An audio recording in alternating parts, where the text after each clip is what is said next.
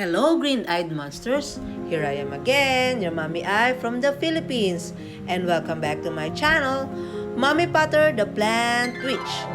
And for today's video, day 24 of 30 days houseplant care, I am presenting spider plant care tips.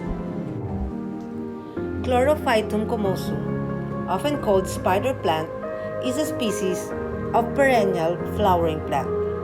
Chlorophytum comosum is easy to grow as a houseplant. Variegated forms are the most popular. Chlorophytum comosum has fleshy, tuberous roots with long, narrow leaves. Flowers are produced in a long branch inflorescence, initially occurring in clusters. Individual flowers are greenish-white, borne on stalks. The inflorescences carry plantlets at the tips of their branches, which eventually droop and touch the soil, developing adventitious roots. The spider plant is considered one of the most adaptable of houseplants and the easiest to grow. During the summer, spider plants may produce tiny white flowers on long stems, as well as baby spider plants called pups. The pups look like tiny spiders, hence the plant's name. Here are examples of spider plants. The Chlorophytum comosum, vittatum, with broad white stripe and slightly curved leaves colored medium green, and the Chlorophytum comosum variegatum that has arching leaves with white edges and dark green stripes in the middle. Spider plants were once highlighted by NASA for their reported air purifying ability. Though a large amount of plants would be required to reap any benefits in the home, nonetheless, they are a classic and attractive plant to add to your space.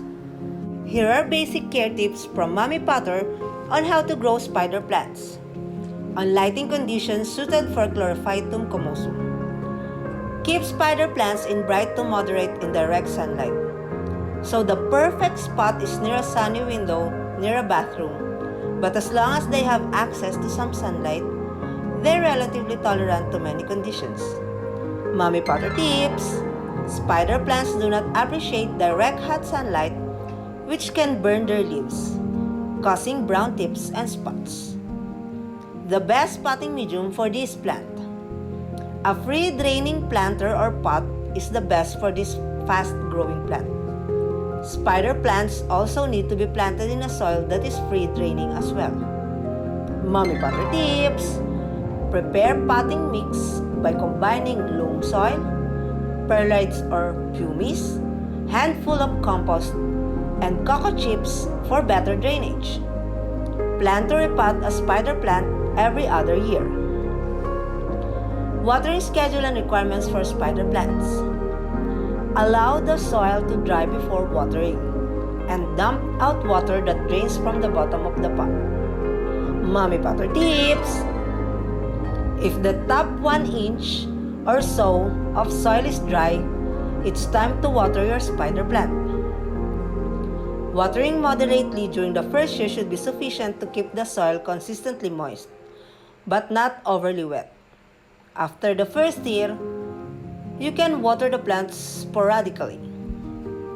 Spider plants are very hardy, but they can also be affected with pests and diseases. Aphids, mealybugs, whiteflies, and of course, spider mites can all pose problems for your houseplants.